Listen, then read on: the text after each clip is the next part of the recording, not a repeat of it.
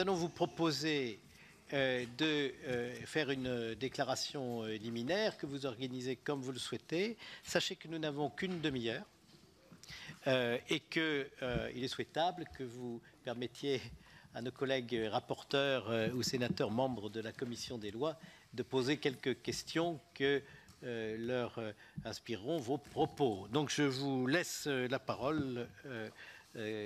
Celui d'entre vous qui veut la prendre, la saisit. Merci, Monsieur le Président. Donc rapidement, la CFDT est une instance au sein du ministère de l'Intérieur qui est très peu représentée jusqu'à ce jour, je tiens à le signaler. Vous avez ici Denis Jacob qui est le secrétaire général de la partie gardien de la paix pour Alternative Police et en l'occurrence nous qui représentons au syndicat des cadres de la sécurité intérieure des officiers et des commissaires de police, puisque nous pensons que fondamentalement il faut qu'au sein de ce ministère les sujets sortent du purement catégoriel. Monsieur, je vous interromps, mais c'est vrai que cette audition se déroule dans des conditions particulières. Nous sommes investis des pouvoirs d'une commission d'enquête et nous devons vous faire prêter serment. Je vais en prendre l'habitude pour les auditions successives. Je rappelle qu'un faux témoignage devant notre commission des lois dotée de ses prérogatives serait passible de 5 ans d'emprisonnement et 75 000 € d'amende. Je vous invite à prêter serment de dire toute la vérité, rien que la vérité. Levez la main droite et dites « Je le jure ». Je le jure. Je vous remercie et reprenez votre propos. Voilà, donc pour notre confédération, nous souhaitons à l'aune de cette affaire mettre en avant qu'il est temps que le ministère de l'Intérieur, de façon générale, se réforme. Cette affaire, quelque part, démontre qu'il se passe des choses, des bizarreries, qu'à un moment donné, on a dû laisser faire. Donc nous, on a des questionnements assez simples. D'abord, parce que nos collègues ont été profondément touchés par cette affaire et l'image que ça pouvait donner à l'extérieur de l'institution policière. Je rappelle qu'effectivement, 2 commissaires et un officier ont fait l'objet d'une suspension pour avoir extrait, en tout cas ce qu'on lançait, une partie de la vidéo de la ville de Paris, qui finalement ne fait que confirmer la vidéo qui a été filmée par un citoyen le 1er mai à l'occasion de cette manifestation. Et on ne voudrait pas qu'on déplace la problématique de fond sur cette extraction d'une vidéo qui certes est une faute, mais qui n'est qu'une extrapolation de la problématique de fond.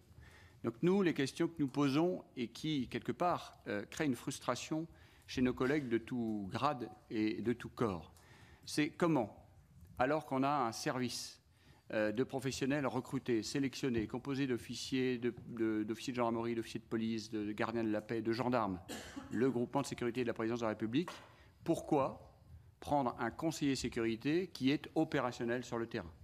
Donc il ne doit pas y avoir de confusion des genres. Et au moment où on envisage, dans le cadre de CAP 22, de peut-être recruter sur des postes comme ceux-là de sécurité des contractuels, ça pose des questions de fond sur le respect des règles déontologiques qui sont, je vous le rappelle, le principe de base de l'ensemble des policiers qui sont recrutés, qui doivent s'y soumettre et qui, je vous le rappelle, représentent 70% des sanctions prononcées au sein de la fonction publique. Deuxième élément, effectivement, si ça avait été un gardien de la paix qui avait commis ces violences illégitimes en dehors du cadre légal, évidemment qu'une procédure aurait été immédiatement engagée d'un point de vue administratif, évidemment, d'un point de vue pénal, sûrement. Donc, 2 poids, 2 mesures. Pourquoi est-ce que pour M. Benalla, il n'y a pas eu, c'est toute l'histoire de l'article 40, effectivement, immédiatement, une saisine des instances juridictionnelles indépendantes? Troisième sujet, comment avons-nous pu doter cet agent à la base de sécurité privée, certes avec un poste prestigieux à l'Élysée, d'un véhicule équipé police, avec des gyrophares intégrés dans les pare-chocs, toutes neuves, alors qu'on a des fonctionnaires de police qui, au quotidien, roulent dans des véhicules de plus de 200 000 km en mauvais état. Pourquoi avons-nous quelqu'un à doter, M. Benalla, d'un brassard police? Je l'ai apporté ici, qui est quand même le symbole d'une fonction qu'on se doit de respecter et qui nous engage. À partir du moment où on intervient sur la voie publique, forcément, c'est la police qu'on voit. Ce n'est pas M. Benalla. Donc, c'est toute l'image négative que ça a pu faire rejaillir sur la police nationale. Et comment avons-nous pu nommer M. Benalla, qui avait été effectivement membre de la commission de la réserve opérationnelle de la gendarmerie, et c'est tout à son honneur. Nous, on prône effectivement qu'une réserve opérationnelle de ce type puisse exister dans la police nationale, parce que c'est des citoyens qui donnent de leur temps, etc., et ça serait tout à fait légitime. Comment a-t-on pu nommer ce monsieur au grade de lieutenant-colonel? Ça veut pas, c'est pas insignifiant, même si certains disent que c'est honorifique, et qui plus est avec la qualité d'expert. Expert en quoi? À 26 ans, on est expert de quoi? Dans le domaine de la sécurité présidentielle, alors qu'on a des collègues qui arrivent dans ces services-là, que ce soit le service de la protection ou que ce soit le service de la protection du président de la République, c'est plusieurs années pour acquérir l'expérience et pouvoir être sélectionné dans ces services-là. Alors nous, un peu particulièrement, ça nous blesse d'autant plus que pour le corps des officiers de police que je représente majoritairement, on interdit aux policiers qui sont commandants divisionnaires, qui a été créé il y a 2 ans sous l'ère de M. Cazeneuve, de porter ces galons, parce qu'on nous en estime indignes. Donc vous comprenez que ça crée, chez les officiers de police que nous représentons, certaines indignations. C'est-à-dire que, honorifiquement, on peut porter ces galons-là, en tout cas sans prévaloir, mais nous, par rapport à l'exercice de nos fonctions qu'on peut faire au quotidien, on n'aurait pas le droit de les porter. Donc c'est tout un ensemble de choses qui font que les policiers sont interrogatifs. Et la conclusion de tout ça, c'est si on en vient, alors qu'on a 250 000 policiers et gendarmes dans ce pays, qui, par rapport au ratio européen, est quand même un nombre, en tout cas significatif, est-ce qu'on a un problème de confiance vis-à-vis d'eux? Pourquoi aller chercher des agents de sécurité privés pour intégrer la sécurité du président de la République? C'est une véritable question. Et nous la posons au moment où on se doit d'être transparent. Donc nous, en conclusion, et avant que Denis Jacob complète, s'il le souhaite bien entendu, nous, on demande sur cette question peut-être symbolique, on demande des réponses précises sur toutes les questions matérielles que je viens d'énumérer. Et puis sur cette question du galonnage, en tout cas de cette réserve citoyenne, on demande qu'elle soit rendue publique. Parce que quelque part, ceux qui en font partie, peut-être pour des raisons tout à fait louables, sont aussi salis par finalement l'usage, en tout cas le fait que M. Benalla puisse apporter. Donc nous, on demande transparence sur cette liste de cette réserve citoyenne et de cette réserve d'experts, parce que des experts, par définition, on les rémunère, et je pense qu'on a suffisamment d'experts auprès des tribunaux et au sein des forces de police, plutôt que d'aller en chercher ailleurs sans plus-value forcément évidente. Donc si on veut être transparent, et cette affaire montre qu'il y a de l'opacité, nous on demande que cette liste de la réserve citoyenne soit rendue publique. On sait très bien de qui elle est composée, mais il y a une opacité depuis plusieurs années sur cette question, et on a saisi l'ACADA, la Haute Autorité de la Transparence de la Vie Publique, le ministre de l'Intérieur de l'époque, lorsque les gendarmes ont intégré le ministère de l'Intérieur, la réponse a toujours été négative. Voilà, Monsieur le Président, Mesdames et Messieurs les sénateurs, ce que je souhaitais vous dire en propos liminaire. Je vous remercie, Monsieur le Secrétaire général. Monsieur le Secrétaire général. Oui, merci, Monsieur le Président, Mesdames et Messieurs les sénateurs et sénatrices. Alors, je vais essayer d'être rapide, compte tenu que vous avez certainement des questions à poser, et pour ne pas être trop redondant par rapport à ce qu'a pu dire Jean-Marc Bailleul. Oui, contrairement à ce qu'on a pu lire ou entendre, l'image de la police a été salie. Qu'on le veuille ou qu'on ne le veuille pas, elle l'a été. Pourquoi? Parce qu'avant que cette affaire n'éclate, il s'est écoulé 2 mois et demi. Pendant 2 mois et demi, ceux qui ont eu ou vécu cette affaire, c'est une bavure policière, avant même qu'on identifie M. Benalla comme n'étant pas policier. Donc l'image de la police, elle a été ternie. Aujourd'hui, les collègues, notamment gradés et gardiens, sont particulièrement mécontents, en colère. Vous imaginez bien pourquoi, avec tous les événements qu'on a connus au-delà même des attentats, mais sur les différentes manifestations particulièrement violentes, ils ont été mis en cause à plusieurs reprises, pointés du doigt, et aujourd'hui, c'est leur image qui a été salie par ce comportement.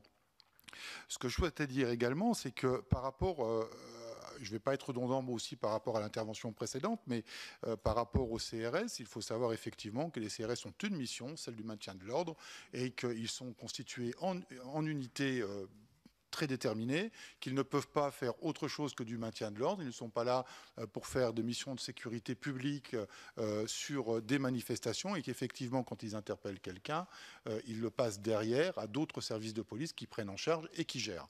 Donc, ils doivent avant tout se préoccuper de savoir si un mouvement de personnes essaye de passer la limite du cortège qui a été déterminée lors de l'organisation de la manifestation, soit les repousser, soit les empêcher de passer. Il faut savoir qu'en matière de maintien de l'ordre et d'une manière générale en matière de mission de police nationale, la police s'adapte et se remet en cause régulièrement. Il faut savoir qu'en maintien de l'ordre, il y a actuellement une redéfinition de la doctrine d'emploi des compagnies républicaines de sécurité pour ce qu'elles puissent agir et intervenir par rapport aux nouvelles contraintes qu'elle vit sur le terrain en matière notamment de violence. Et ça, c'est important de le préciser également. Ensuite, sur les conditions de travail, le comportement de M. Benalla, bien évidemment, quand on le voit porter des signes distinctifs de la police nationale, il n'y a pas de confusion possible. Il est policier dans l'esprit de la population. Et effectivement, se pose le questionnement de comment différencier ou pas les observateurs. Je dirais que jusqu'à présent, il n'y a jamais eu de souci, que ce soit avec des journalistes, avec des chercheurs, avec des sociologues qui ont pu faire appel aux services de police pour être présents en tant qu'observateurs. Ils n'ont jamais eu de signe distinctif. C'est qu'il y a une pratique qui est très stricte, ils sont encadrés, ils ont des moyens de protection qui ne sont pas sérigraphiés police. Et on se pose donc légitimement la question de savoir pourquoi M. Benalla avait un casque police, avait un brassard police et avait une radio police. Je ne reviendrai pas sur l'histoire du véhicule. Effectivement, là aussi, il y a un profond mécontentement quand on voit une personne, alors je ne vais pas faire de publicité pour une marque automobile en particulier, mais M. Benalla qui roule en Talisman, qui n'est quand même pas un petit véhicule de police, équipé de tous les moyens, alors qu'on sait que nos collègues au quotidien travaillent avec des véhicules qui peuvent avoir 200 ou 300 000 km au compteur, c'est juste pas concevable. Donc effectivement, cette affaire met en lumière certaines pratiques, mais des pratiques qui ne sont pas des pratiques de policiers. Parce qu'on parle de policiers depuis des jours et des jours. Je rappelle que ce ne sont pas des policiers de terrain, ce sont des hauts fonctionnaires, des hautes personnalités qui sont principalement aujourd'hui mises en cause. Alors, il ne m'appartient pas de porter de jugement là-dessus. Il y a des enquêtes en cours, donc elles détermineront les responsabilités des uns des autres. Mais combien de fois on a mis des policiers de terrain en cause, pointés du doigt, et on n'a pas attendu 2 mois et demi pour qu'ils soient mis en garde à vue, auditionnés, mis en examen, suspendus, une enquête de l'IGPN, une enquête judiciaire, un déplacement de service, bref, toutes les mesures conservatoires qui sont prises dès qu'un événement de ce type se produit. Donc je rejoins ce que disait, pour conclure, Jean-Marc Bailleul, 2 poids, 2 mesures. Je vous remercie. Merci, Madame, Messieurs. Quelqu'un veut-il ajouter quelque chose dans votre délégation? Alors, je vais paraphraser un petit peu ce qu'a dit tout à l'heure M. Bailleul. Vous conviendrez avec moi que la sécurité du président de la République revêt un caractère éminemment régalien. Et au jour où des orientations sont lancées visant à insérer des agents contractuels ou de sécurité privée pour assurer ces missions, c'est mettre en branle la sûreté de l'État et de ses institutions. Aujourd'hui, diverses questions se posent. Alors comment ce M. Benalla, qui s'est lancé dans des aventures de façon autocratique, a-t-il pu s'accaparer un certain nombre de missions à caractère régalien sans aucun contrôle? Avait-il une fiche de poste, une feuille de mission? C'est, à mon sens, une question que devrait élucider cette commission. Je vous remercie, Madame, Messieurs. Je tiens à vous apporter une précision. Ça n'est pas sans raison que la commission des lois du Sénat a choisi de vous entendre avant toutes les personnalités qui ont été convoquées devant nous. C'est une manière pour nous d'assurer la police nationale, mais aussi la gendarmerie qui n'a pas d'organisation syndicale, bien sûr, de notre profond respect, de notre profond soutien et aussi de notre attention aux conditions de la mise en œuvre de ces responsabilités, de leurs responsabilités. Je tiens à vous le dire et à vous assurer que s'agissant de la question des moyens de la police et de la gendarmerie, vous nous trouverez toujours à vos côtés, comme nous l'avons été au cours des dernières années. Je vais donner maintenant la parole à nos deux rapporteurs. Madame Jourda. Merci, Monsieur le Président. Je m'associe bien évidemment aux derniers propos du Président Bas et je pense que l'ensemble de la Commission s'y associe. Je voulais vous poser une question sur le statut d'observateur. J'ai cru comprendre que c'était un statut qui n'était guère défini. En revanche, vous avez dit tout à l'heure, Monsieur Jacob, les observateurs sont normalement encadrés. Pouvez-vous m'en dire plus sur cet encadrement et sur le fait qu'il ait existé ou pas pour Monsieur Benalla par rapport à la connaissance que vous avez eue? Alors, je vais vous répondre de manière générale, puisque dans le cas du traitement de M. Benalla, je ne sais pas ce qui a été fait à ce jour, mais dans le traitement des observateurs en général, c'est une demande qui est faite, notamment, et c'est la plus pratique, la plus courante, c'est les demandes de journalistes, dans le cadre de leur mission de reporter, sollicitent une demande d'autorisation auprès, en général, du cabinet du préfet de police, s'agissant de la préfecture de police, demandant l'autorisation de pouvoir accompagner tel ou tel service de police dans le cadre d'un reportage qui portera sur tel sujet.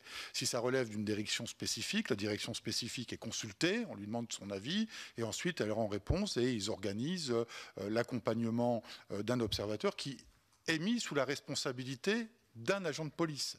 Alors en général, ça peut être un gradé, ça peut être un officier, voire aussi un commissaire de police.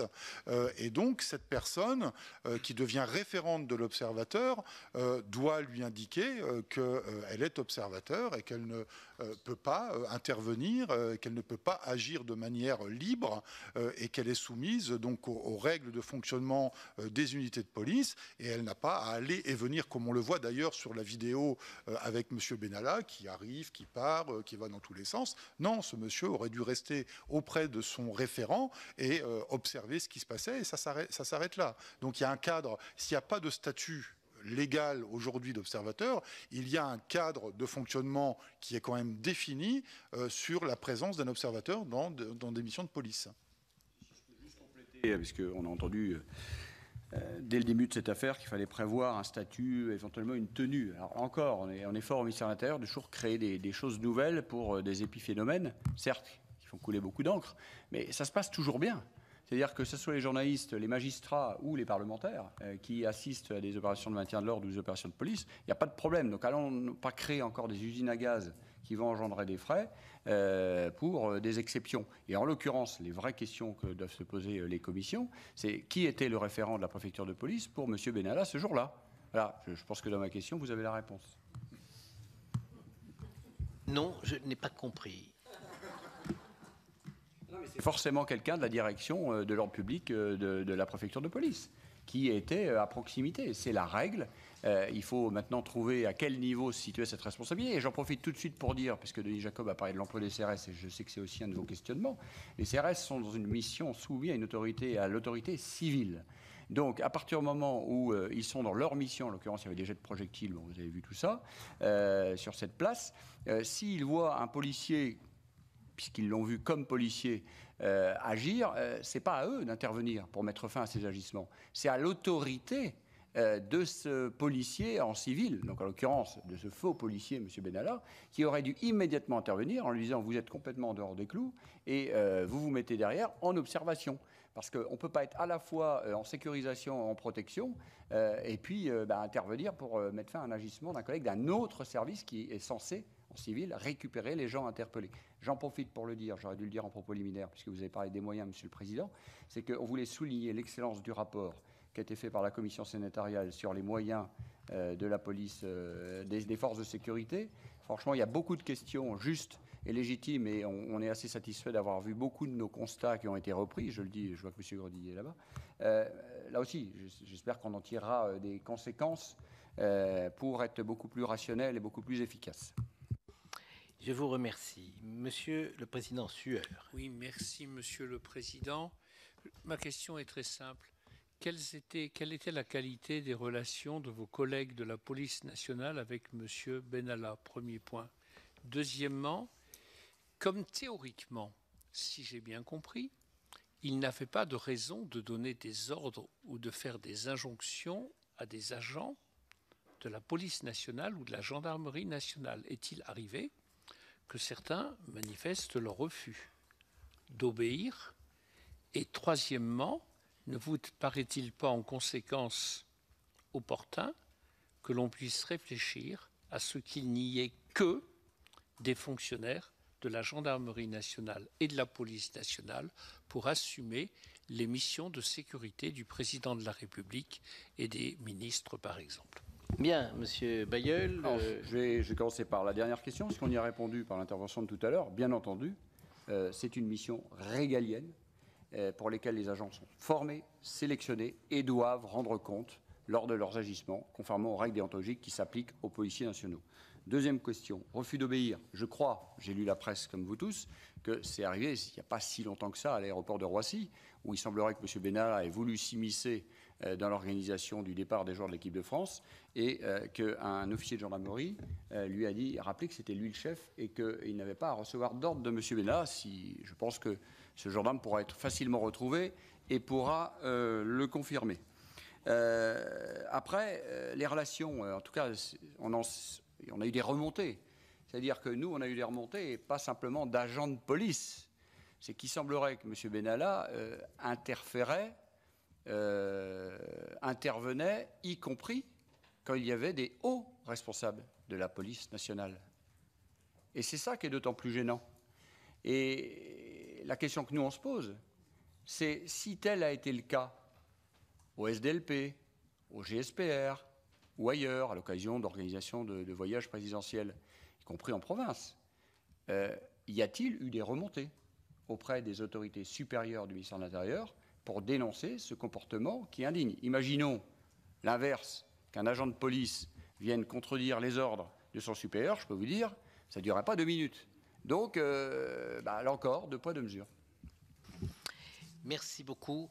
Nous sommes pris un peu par le temps, sauf si vous aviez une précision qui n'a pas été énoncée. Alors, mes chers collègues, je sais que vous avez à cœur de rivaliser, de concision dans vos questions. J'ai pu le constater tout à l'heure. Je donne la parole à Monsieur Colomba. Merci, Monsieur le Président. Après m'être associé à les propos que vous avez tenus sur la confiance que nous avons dans nos forces de l'ordre, je veux dire, moi, ce qui, dans cette affaire, à part beaucoup de choses m'étonnent, mais ce qui m'étonne peut-être le plus, c'est que M. Benalla soit au ministère de l'Intérieur et aux abords comme un poisson dans l'eau. C'est-à-dire qu'on ne sait pas qui il est vraiment, mais on l'équipe, on le laisse participer, voire s'imposer à des opérations de maintien de l'ordre. Il participe régulièrement, apparemment, d'après ce que dit la presse, à des débriefings. Avec pour seul laisser-passer le fait qu'il soit du cabinet du président de la République. Enfin, jusqu'à présent, je croyais, mais peut-être que je me trompe, que le chef de la police, c'était de la gendarmerie, c'était le ministre de l'Intérieur, que ce n'était pas le président de la République, et qu'il y avait même un Premier ministre qui était le chef des... Enfin, chers collègues, votre compte de temps, c'est plus... Donc, voilà. Donc, est-ce que vous ne trouvez pas ça étonnant? Et comment se fait-il qu'il ne se soit jamais rien passé, alors que, il y avait quand même des gens qui savaient que ce n'était pas normal. Très bien, je vous remercie. Madame Coste. Merci, Monsieur le Président. La présence d'observateurs extérieurs dans les manifestations est-elle fréquente? Si oui, je voudrais savoir quand les forces de police ou de gendarmerie sont-elles prévenues de la présence de ces observateurs? Je vous remercie. Madame Benbassa. Merci, Monsieur le Président. Ma question est pour Monsieur Bailleul. Lors de votre émission sur BFM RMC, vous avez parlé des échos que vous auriez eus, c'est pas très clair, des échos que vous auriez eus sur la participation de Monsieur Benalla à des réunions pendant qu'il était mis à pied. Est-ce que vous les confirmez ou vous les incriminez? Je n'ai pas très bien compris lorsque vous avez parlé lors de cette émission. Merci. Nathalie. Je vous remercie, Madame Benbassa. Monsieur Fichet. Oui, merci, Monsieur le Président. La première question concerne les galons que vous avez arborés tout à l'heure de lieutenant-colonel. Est-ce à dire que ce monsieur mettait un costume de lieutenant-colonel avec des galons et pouvait s'en prévaloir dans des cérémonies? Et puis, comment circulent ces observateurs? Parce qu'on comprend bien qu'il y a une règle Et à côté de ça, ce que l'on constate, nous, c'est que les observateurs, et en particulier M. Benalla, circulaient partout et accédaient à des réunions stratégiques où, semble-t-il, personne ne lui demandait de compte. Il lui suffisait de dire qu'il représentait le cabinet du président de la République pour qu'il ait porte ouverte et accès à toutes les informations. Merci, cher collègue. Monsieur Kerrouche. Oui, une question extrêmement courte. Quels sont habituellement les équipements qui sont donnés à un observateur? Merci, Monsieur Kerrouche. Monsieur Grosdidier. Oui, d'abord, je vous remercie pour l'hommage que vous avez rendu à notre rapport. Effectivement, nous identifions un certain nombre des causes du malaise. Et parmi ces très nombreuses causes, il y avait l'organisation en tuyau d'orgue, il y avait un manque de transparence, souvent dans l'ensemble des procédures et comme des processus de commandement. Et il y avait aussi le fait, simplement, contrairement à la gendarmerie, la police ne soit pas dirigée par des policiers.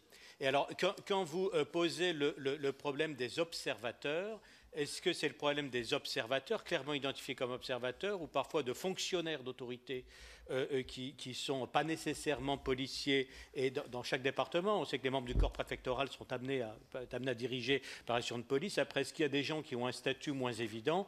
Et est-ce qu'il s'est créé une mauvaise habitude d'ordre direct ou de respect des ordres directs, ne passant pas forcément par la hiérarchie policière? Est-ce qu'on est là dans l'affaire la plus emblématique, mais d'un problème qui est plus général? Et est-ce qu'il y a une doctrine très claire en la matière? Merci, cher collègue. Madame Delattre. Merci, Président. Vous parliez tout à l'heure d'images extraits de la vidéoprotection de Paris. Nous savons qu'il y a aussi une vidéo amateur d'un manifestant qui était présent, enfin en tout cas de quelqu'un qui assistait.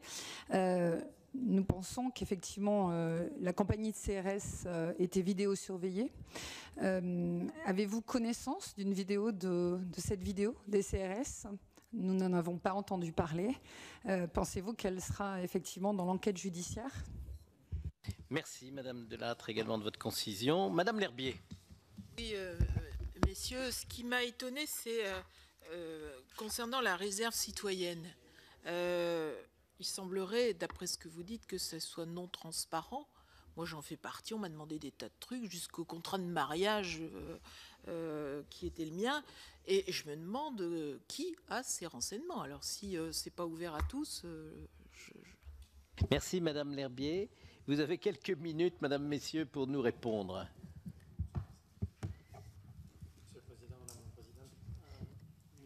Il faut que vous rapprochiez le micro, parce qu'on a un système qui n'est pas très puissant. Concernant la réserve citoyenne, vous avez sans doute rempli des documents. Mais pour nous, ça nous pose problème. Pourquoi? À l'occasion de cette affaire, d'ailleurs, beaucoup de gens découvrent ce que c'est. Vous avez une réserve opérationnelle qui est 30 000 personnes qui travaillent au quotidien pour la sécurité dans des patrouilles, qui passent des grades, qui font des formations. Et c'est très intéressant. Il faudrait qu'il y ait une réserve opérationnelle pour toute la police nationale et la gendarmerie qui soit unique. Concernant la réserve citoyenne, aujourd'hui en France, nous avons une réserve citoyenne pour toutes les armées. La gendarmerie nationale représente la moitié de ces réservistes citoyens qui sont nommés en raison de leur, si vous êtes sénateur, député, plein de raisons. Il y a 1500 officiers qui sont nommés par la gendarmerie, pratiquement que des officiers, colonels et lieutenants-colonels. Je crois que le président du Sénat, d'ailleurs, l'est en toute transparence. Mais ce qui me pose problème, c'est qu'on a demandé à toutes les autorités que ces personnes-là, beaucoup de journalistes, soient identifiées. C'est-à-dire que vous faites des papiers, mais personne ne le sait. Or, cette réserve citoyenne, elle est faite pour rapprocher l'arme des citoyens. Et nous pensons que c'est une noble cause, mais que par contre, elle doit être transparente, puisque vous avez du travail en commission, vous avez des élus, et il ne peut pas y avoir de conflit d'intérêts ni des journalistes. Nous avons posé la question à tous les présidents du Sénat, de l'Assemblée, ministre de l'Intérieur, président de la République, CADA, Haute Autorité de la Transparence. Personne n'a voulu le faire. Pour quelle raison? Combien y a-t-il d'Alexandre Benalla sur cette réserve citoyenne? Parce qu'il y a des gens qui occupent des responsabilités qui favorisent ce rapprochement, mais combien y a-t-il de personnes comme ça? Pour quelle raison?